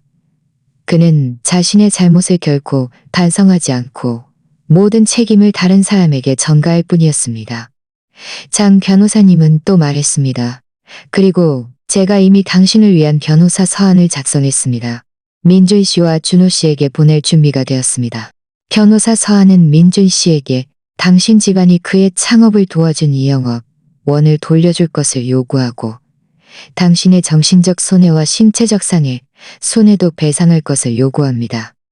준호 씨에 대해서는 우리가 충분한 증거를 수집할 때까지는 섣불리 움직이지 않을 겁니다. 네, 장 변호사님. 고생 많으셨어요. 제가 말했습니다. 전화를 끊고 저는 심호흡을 했습니다. 준호 씨, 민준 씨, 당신들 좋은 시절은 이제 끝났어. 나는 이미 함정을 파놨으니 당신들이 스스로 걸어 들어오기만 기다리면 돼. 장 변호사님의 전화를 끊고 저는 병원에서 너무 멀리 떨어지지 않고 입원실 건물 아래 벤치에 앉았습니다. 마음속에는 기대와 긴장이 교차했습니다. 긴장된 것은 준호 씨가 뭔가 이상하다는 것을 눈치채고 미리 도주할까가 두려웠고, 기대된 것은 최대한 빨리 확실한 증거를 수집하여 이 두 악인을 법의 심판대에 세울 수 있기를 바랐기 때문입니다. 저는 휴대폰을 꺼내 화면을 응시하며 약 2시간쯤 지났을 때 건우 아저씨에게서 드디어 카카오톡 메시지가 왔습니다. 녹음 파일과 몇 장의 스크린샷이 첨부되어 있었습니다. 저는 급히 확인했습니다. 녹음 파일에는 준호 씨의 통화 목소리가 담겨 있었습니다. 준호 씨의 목소리에는 약간의 조급함이 섞여 있었습니다. 민준아, 지은이가 방금 나에게 전화했어. 울면서 나에게 부탁해서 예단을 좀 덜 받게 해달라고 하더군. 서준 대표님 치우비로 써야 한다고. 민준 씨의 목소리는 매우 짜증 섞인 듯 했고 화가 나 있었습니다. 그 여자가 돈을 돌려받고 싶다고. 어림도 없어. 지금 회사도 거의 망해서 직원들은 임금을 달라고 하고 공급업체들은 대금을 독촉하고 있어. 나는 지금 돈이 없어서 골치 아파 죽겠는데 그 1억 원은 1원도 깎을 수 없어. 준호 씨가 설득했습니다. 그렇게 흥분하지 마, 민준아. 지은이가 지금 궁지에 몰려서 나를 찾아온 거야. 내 생각엔 네가 일단 가짜로 동의해서 한 2~3천만 원 정도 덜 받겠다고 하고 그 여자를 안심시키는 게 어때? 그 여자는 지금 모든 희망을 나에게 걸고 있어. 남은 예단을 받고 나면 우리가 그 여자 손에 있을지도 모르는 증거를 빼낼 방법을 생각해봐야 해. 우리가 전에 회사 자산을 빼돌리고 기술을 유출한 사실을 그 여자가 알면 안 되잖아. 역시 네 생각이 깊구나. 민준 씨의 어조가 조금 누그러졌습니다. 좋아. 네 말대로 해. 그 여자한테 3천만 원 덜 받겠다고 말하고 7천만 원은 빨리 가져오라고 해. 그리고 그 여자의 동향을 계속 주시해. 무슨 짓을 하는지 못하게. 걱정 마. 내가 어떻게 해야 할지 알아. 준호 씨는 말했습니다. 근데 내가 해외로 빼돌린 그 자금들 요즘 쓸 수 있어? 나는 아무래도 마음이 불안해서 빨리 가족들을 해외로 보내고 싶고 나 자신도 기회를 봐서 도주할 준비를 하고 있어. 좀 더 기다려. 민준 씨는 말했습니다.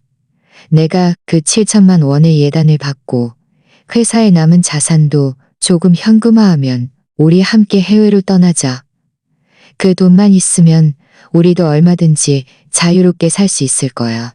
이 말을 듣자 저는 분노에 온몸이 떨렸습니다.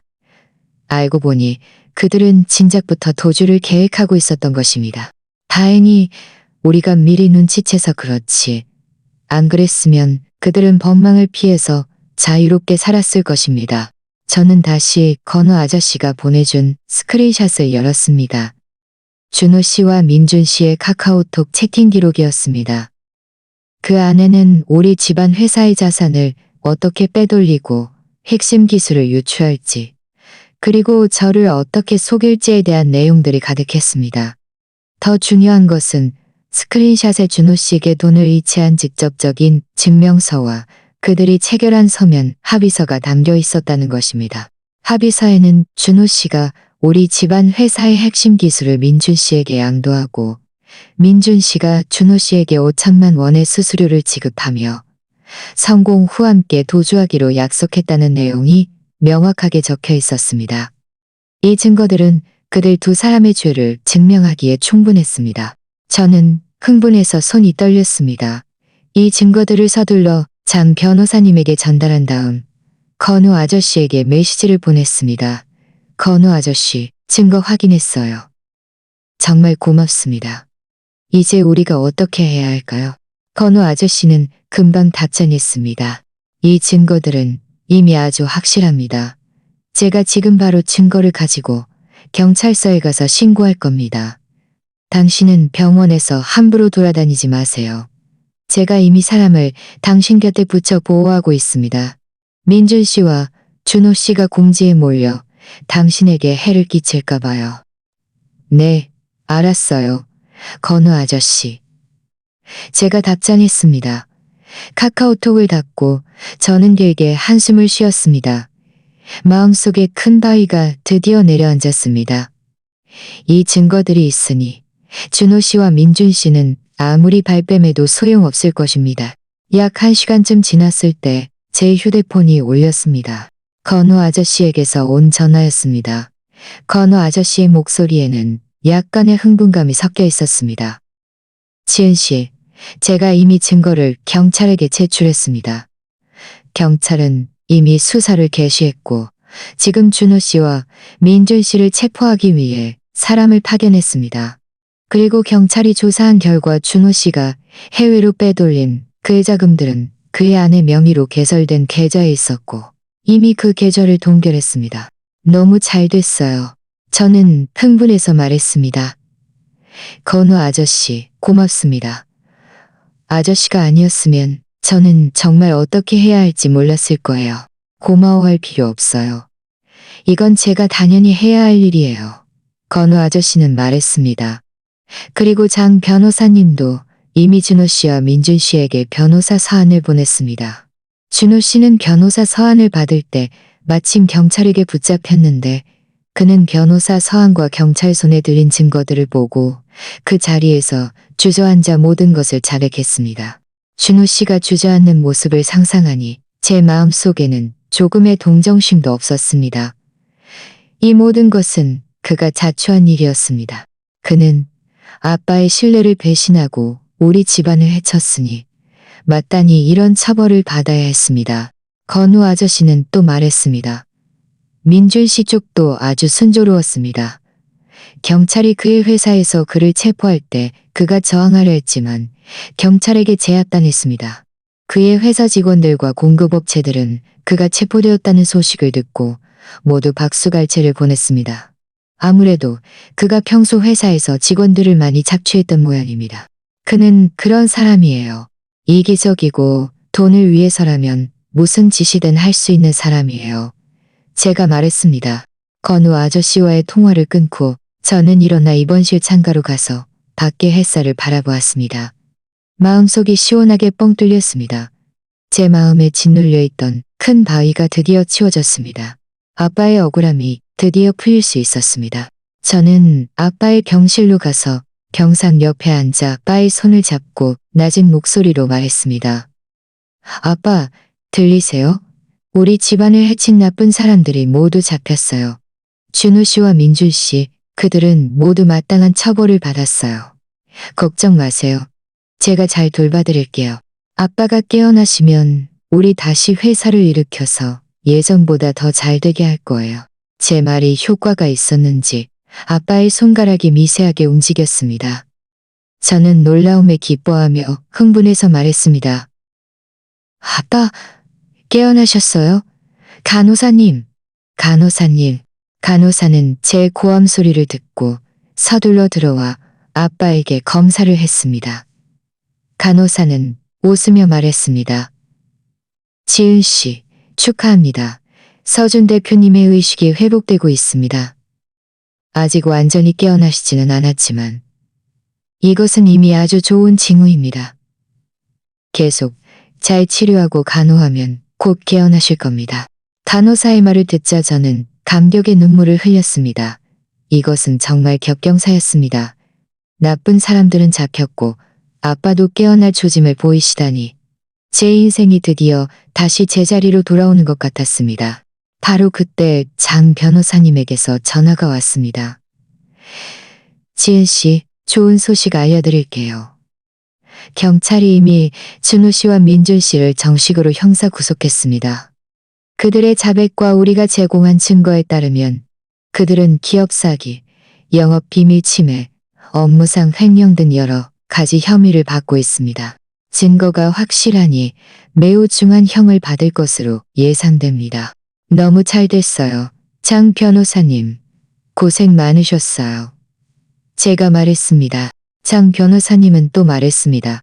그리고 당신 집안 회사의 자산에 대해서도 경찰과 협력하여 회수 작업을 진행하고 있습니다. 준호 씨가 해외로 빼돌린 자금은 이미 동결되었고 민준 씨 회사의 자산도 압류되었습니다.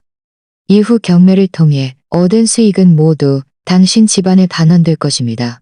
그리고 당신 집안이 전에 담보로 잡혔던 집과 차도 관련 절차를 진행 중이니 곧 되찾을 수 있을 겁니다. 정말 너무 고맙습니다. 장 변호사님.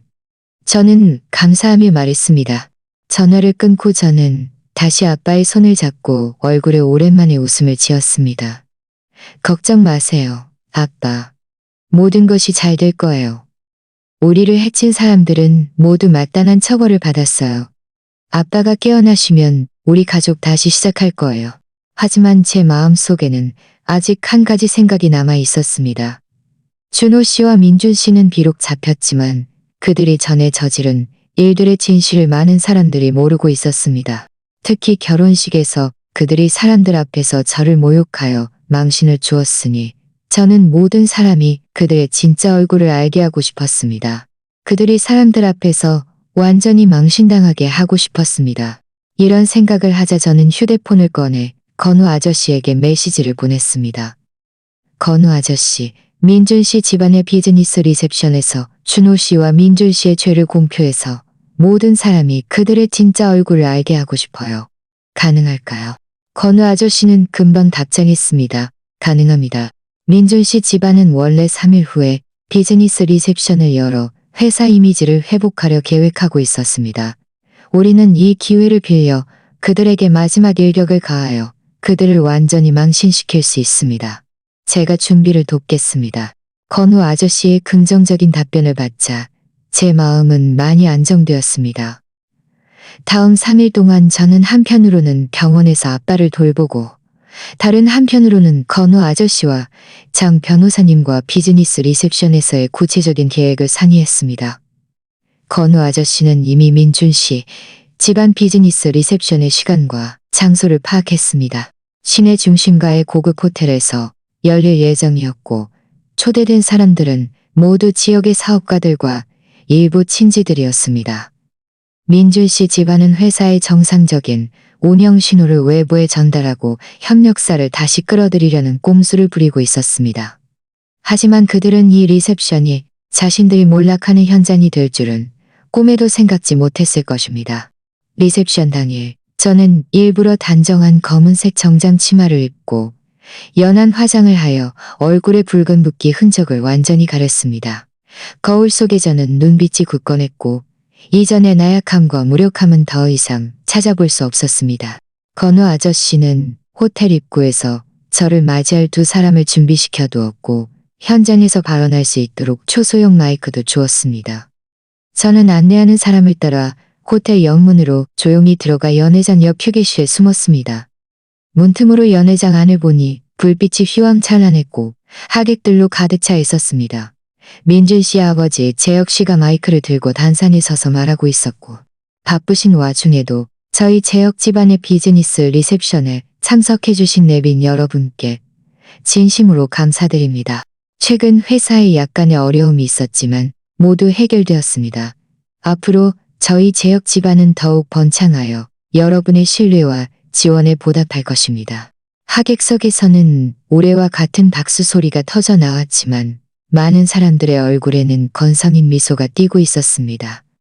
재혁 씨 집안 회사의 어려움을 모두가 알고 있었지만 대놓고 말하기는 어려웠던 모양입니다. 재혁 씨는 말을 마치고 몇몇 협력사들을 단상에 초대하여 발언하게 했습니다. 그들은 모호한 덕담을 늘어놓거나 아예 핑계를 대고 단상에 오르기를 거부했습니다. 재혁 씨 집안의 처지는 제가 생각했던 것보다 훨씬 더 어려웠습니다. 약 1시간쯤 지났을 때 리셉션의 핵심 부분이 끝나고 하객들은 자유롭게 식사를 하고 대화를 나누기 시작했습니다. 건우 아저씨가 제게 카카오톡 메시지를 보냈습니다. 시작해도 됩니다. 저는 심호흡을 하고 문을 열고 한 걸음 한 걸음 연회장 안으로 들어갔습니다. 제 등장은 즉시 모든 사람의 시선을 사로잡았습니다. 많은 사람들이 저를 알아보았고 제가 결혼식에서 민준 씨에게 사람들 앞에서 파혼당하고 모욕당한 여자라는 것을 알고 있었습니다. 현장은 순식간에 정적이 흘렀고 모든 사람의 시선이 저에게 집중되었습니다. 놀라움, 호기심, 그리고 일부 재혁 씨 집안 친지들의 눈빛에는 적대감이 서려 있었습니다. 재혁 씨는 저를 보고 얼굴색이 순식간에 굳어졌고 날카롭게 말했습니다. 지은 씨, 당신이 왜 여기에 있어? 누가 당신을 들여보냈어? 경비원, 저 여자 쫓아내. 몇몇 경비원이 즉시 저에게 다가왔습니다. 저는 두려워하지 않고 오히려 허리를 곧게 펴고 건우 아저씨가 미리 준비해둔 서류를 꺼내 경비원들에게 말했습니다. 저는 경찰의 위탁을 받아 여기에 조사에 협조하러 온 사람입니다. 누가 감히 저를 막나요? 경비원들은 그 자리에 멍하니 서서 더 이상 다가오지 못했습니다. 재혁 씨는 격분하여 말했습니다. 당신 말도 안 되는 소리 하지 마. 경찰 조사가 우리 재혁 집안하고 무슨 상관이야. 상관이 있는지 없는지는 제가 말을 마치면 아실 겁니다. 저는 재혁 씨의 고함 소리를 무시하고 연회장 중앙으로 걸어가 미리 준비해둔 마이크를 들었습니다. 제 목소리는 연회장 전체에 선명하게 울려 퍼졌습니다. 내빈 여러분, 안녕하세요. 저는 지은입니다. 오늘 제가 여기에 온 것은 소란을 피우러 온 것이 아니라 여러분께 진실을 폭로하기 위함입니다. 재혁 씨 집안 부자와 준호 씨가 어떻게 손을 잡고 은혜를 원수로 갖고 배신했는지, 어떻게 우리 집안 회사의 자산을 빼돌리고 핵심 기술을 유출했는지, 어떻게 우리 집안을 심연으로 밀어넣었는지, 그리고 어떻게 결혼식에서 사람들 앞에서 저를 모욕했는지 그 모든 진실을 폭로하러 왔습니다. 제 말은 마치 폭탄처럼 연회장 안에서 터져나왔습니다. 모든 사람이 깜짝 놀랐고 웅성거리기 시작했습니다. 재혁 씨의 얼굴은 창백하게 변했고 큰 소리로 소리쳤습니다. 당신 피 묻은 칼로 사람을 찌르지 마. 말도 안 되는 소리 하지 마. 제가 말도 안 되는 소리를 하는지 안 하는지는 여러분이 이것들을 보면 알 겁니다. 저는 뒤를 돌아 고개를 끄덕였습니다. 건우 아저씨가 준비해둔 사람들이 즉시 프로젝터를 켜서 준호 씨와 민준 씨의 통화 녹음 파일, 카카오톡 채팅 기록 스크린샷, 계좌이체 증명서, 서면 합의서 등 증거들을 대형 스크린에 투영했습니다. 대형 스크린의 증거들은 선명하게 보였고 준호 씨와 민준 씨의 통화 목소리도 스피커를 통해 연회장 전체에 울려 퍼졌습니다. 우리가 전에 회사 자산을 빼돌리고 기술을 유출한 사실을 그 여자가 알면 안 되잖아. 남은 예단을 받고 나면 그 여자 손에 있을지도 모르는 증거를 빼낼 방법을 생각해봐야 해. 내가 해외로 빼돌린 그 자금들 요즘 쓸 수 있어? 나는 아무래도 마음이 불안해서 빨리 가족들을 해외로 보내고 싶고 나 자신도 기회를 봐서 도저할 준비를 하고 있어. 이 장면들은 마치 날카로운 칼처럼 현장에 있는 모든 사람의 마음에 박혔습니다. 하객들의 얼굴색은 모두 변했고 재혁 씨를 바라보는 눈빛은 비웃음과 분노로 가득했습니다. 원래 재혁 씨 집안과 협력하려던 사업가들은 모두 역겨운 표정을 지었습니다. 그리고 이것도 있습니다. 저는 다시 직원에게 결혼식 단위 영상을 재생하게 했습니다. 영상 속에서 민준 씨가 사람들 앞에서 파혼을 선언하고 우리 집안이 파산했다고 욕하며 저에게 2번 따귀를 때리고 예단 1억 원을 돌려달라고 강요하는 장면이 모든 사람 앞에서 선명하게 펼쳐졌습니다. 유미 씨가 목이 터져라 저를 욕하고 난동 부리는 모습도 현장에 있는 사람들을 경악하게 만들었습니다. 여러분 모두 보셨고 들으셨을 겁니다. 저는 마이크를 들고 날카로운 눈빛으로 재혁 씨를 바라보았습니다. 재혁 대표님, 이것이 당신이 길러낸 훌륭한 아들입니까? 이것이 당신들 재혁 집안이 저지른 짓입니까? 우리 집안은 처음에 당신들을 선의로 돕고 초기 자금을 주고 인맥을 제공했습니다. 그런데 당신들은요? 당신들은 은혜를 모르는 것도 모자라 내부 배신자와 결탁하여 우리 집안 자산을 빼돌리고 우리 집안 기술을 유출하여 우리 집안을 파산시켰습니다. 아빠는 당신들 때문에 화병으로 쓰러져 의식불명 상태가 되셨고 저는 당신들에게 사람들 앞에서 모욕당했습니다. 당신들은 양심의 가책도 느끼지 않습니까? 재혁 씨는 제가 하는 말에 할 말을 잃고 얼굴색이 불그락불그락해지더니 결국 의자에 주저앉아 온몸을 떨었습니다. 재혁 씨 집안 친지들도 모두 고개를 숙이고 사람들의 시선을 감히 마주하지 못했습니다. 바로 그때 몇몇 경찰관이 연회장 안으로 들어왔습니다. 선두에 선 경찰관은 재혁 씨 앞으로 다가가 진지하게 말했습니다. 재혁 씨, 당신 아들 민준 씨와 준호 씨는 기업 사기, 영업 비밀 침해, 업무상 횡령 등 여러 가지 혐의로 현재 형사 구속되었습니다. 우리는 당신도 이 일에 연루되었다고 의심하고 있습니다. 경찰서로 가서 조사에 협조해 주십시오. 아니야, 나는 안 그랬어. 나는 연루되지 않았다고. 재혁 씨는 큰 소리로 변명했지만 경찰은 그를 아랑곳하지 않고 다가가 재혁 씨를 부축하여 데려가려 했습니다. 연회장 안의 하객들은 상황을 보고 모두 자리에서 일어나 떠났습니다. 어떤 사람들은 떠나면서 재혁 씨 집안 사람들에게 침을 뱉고 파렴치한 놈들 이라고 욕했습니다. 원래 번화했던 비즈니스 리셉션은 순식간에 썰렁해졌고 재혁 씨 집안의 몇몇 친지들만 어쩔 줄 몰라 그 자리에 서 있었습니다. 경찰에게 끌려가는 재혁 씨를 보면서 그리고 텅 빈 연회장을 보면서 제 마음속에는 조금의 연민도 없었습니다. 오직 큰 원수를 갚았다는 시원함만이 있었습니다. 이것이 재혁 씨 집안이 마땅히 받아야 할 결과였습니다. 그들이 제게 진 빚, 우리 집안의 진 빚은 오늘 드디어 모두 갚았습니다. 건우 아저씨가 제 옆으로 다가와 말했습니다. 지은 씨, 일이 다 끝났습니다. 우리 이제 갈까요? 저는 고개를 끄덕이고 건우 아저씨와 함께 호텔을 나섰습니다. 밖에 저녁 바람이 살랑살랑 불어와 제 마음속의 모든 우울함을 날려버렸습니다. 저는 하늘을 올려다보았습니다. 달은 둥글고 별은 밝았습니다. 저는 저의 새로운 삶이 정말로 시작되었다는 것을 알았습니다. 호텔을 나서자마자 장 변호사님에게서 전화가 왔습니다. 지은 씨, 축하합니다. 방금 리셉션에서 있었던 일은 이미 지역 사업계에 소문이 파다하게 퍼졌습니다. 제 역시 집안은 완전히 다시 일어설 가능성이 없어졌습니다. 그리고 경찰이 이미 재혁 씨가 당신 집안 자산 빼돌리기 일에 실제로 연루되었다는 것을 밝혀냈고 현재 그도 정식으로 형사 구속되었습니다. 너무 잘 됐어요. 장 변호사님, 고생 많으셨어요. 저는 흥분해서 말했습니다. 전화를 끊고 저는 건우 아저씨를 돌아보며 말했습니다. 건우 아저씨, 고맙습니다. 아저씨가 아니었으면 저는 오늘날까지 올 수 없었을 거예요. 지은 씨, 저에게 고마워할 필요 없어요. 건우 아저씨는 웃으며 말했습니다. 이건 제가 당연히 해야 할 일이에요. 서준 대표님은 제게 은인이세요. 제가 당신을 돕는 것은 당연한 일입니다. 게다가 당신은 이제 다 자라서 혼자서도 모든 것을 해낼 수 있습니다.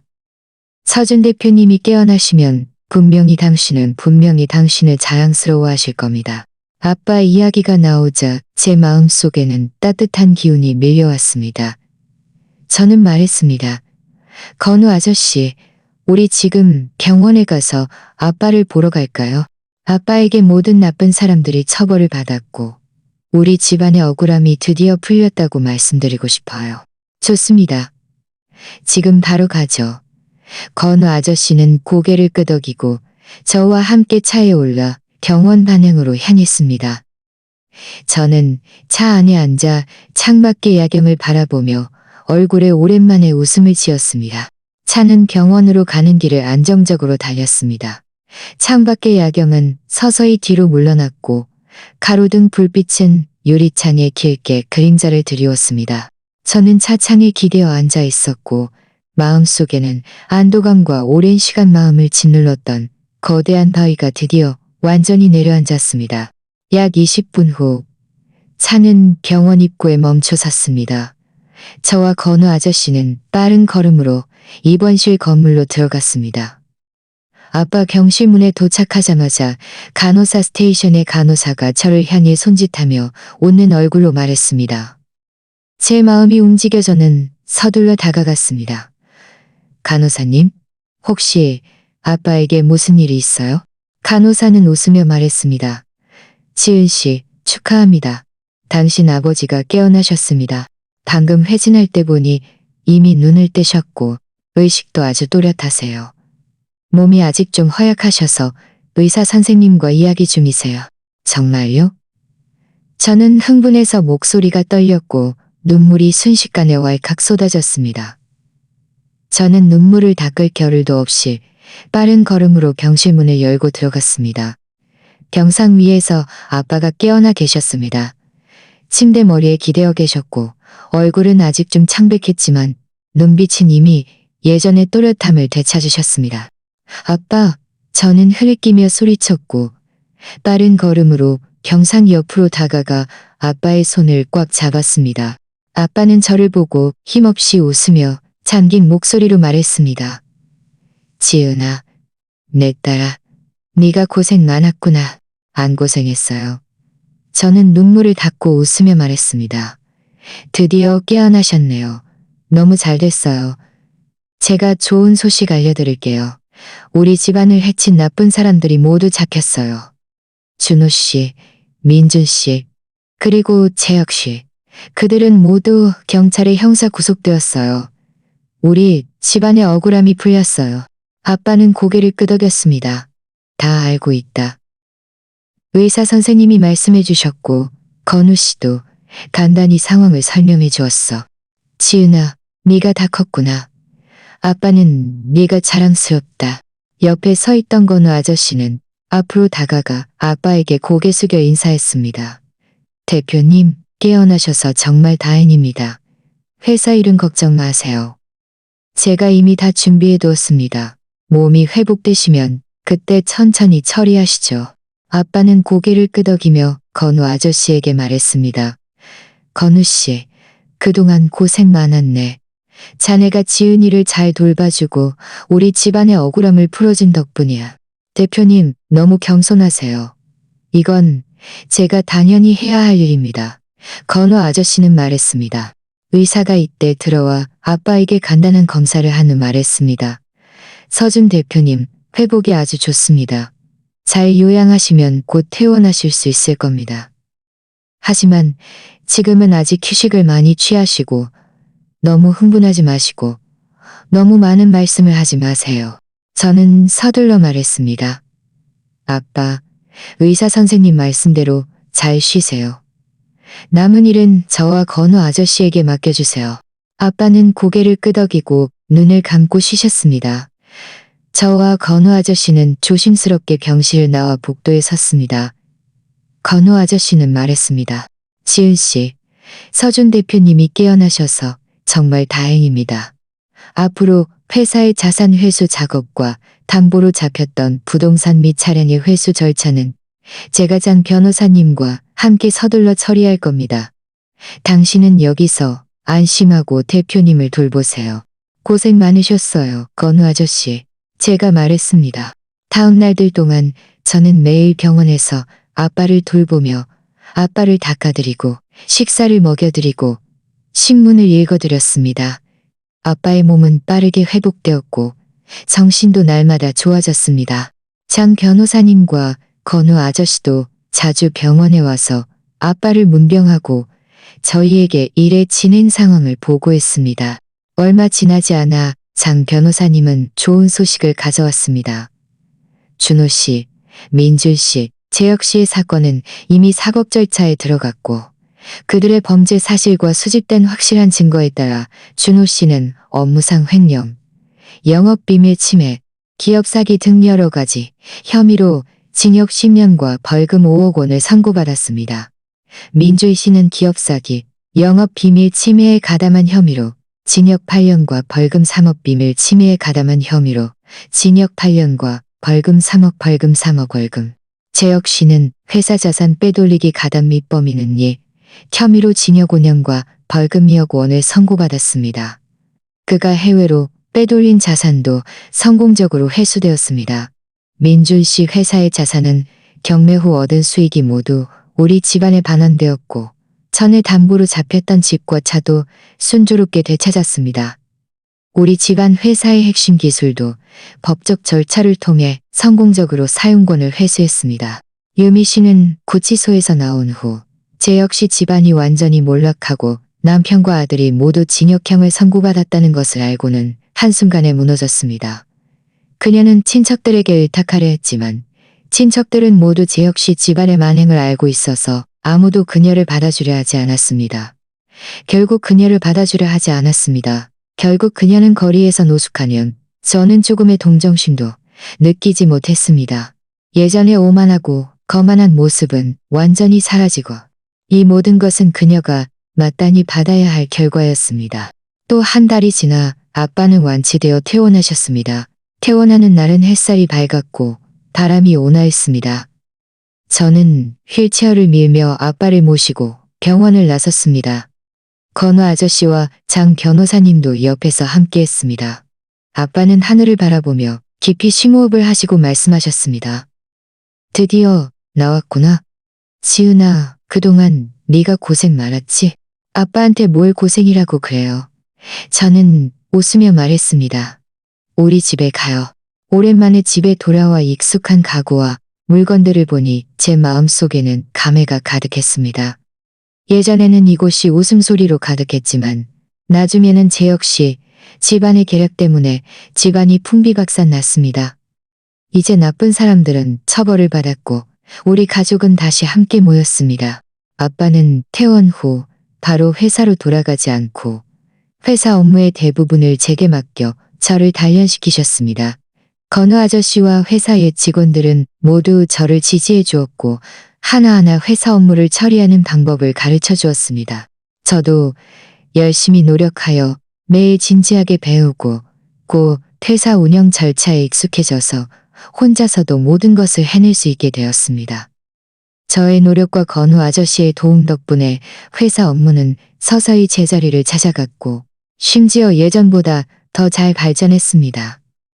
예전에 우리 집안과 협력했던 많은 회사들이 진실을 알게 되던 후 모두 자발적으로 우리에게 연락하여 다시 협력 관계를 구축했습니다.